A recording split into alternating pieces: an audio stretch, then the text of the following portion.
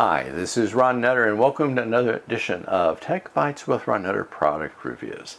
Today we're going to be dealing with a tool that I've had intermittent need of over the years, and this is the one that really has impressed me, and I think the industry has learned what they need to do.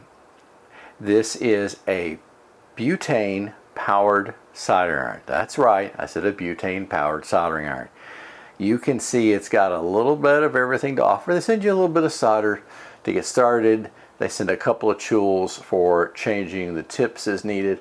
Now, one of the nice things that this has got to offer is it has a flame tip, not a flame tip, it has a heat shield tip, so you can heat shrink tubing a little bit easier and a little more uniformly.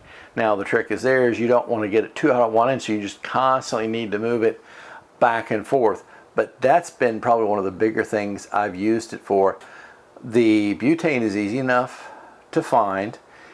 Like I said, it's got all sorts of tips. You've got soldering iron tips. You can use it with the nozzle to be more of a directed heat source, very portable. And where this has got the possibilities is that you now don't have to worry about having an electrical cord that's long enough or that you won't get it caught in something else.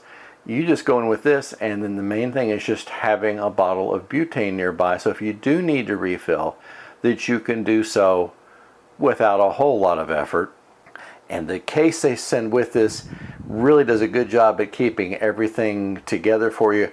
I would suggest that after using this, you not put it in the case right away, because you need to let everything get down to very close to room temperature, because you don't want this foam to start melting or disfigure so that you've got, another problem to deal with. So take a look at this one, and I think you'll be very happy with it.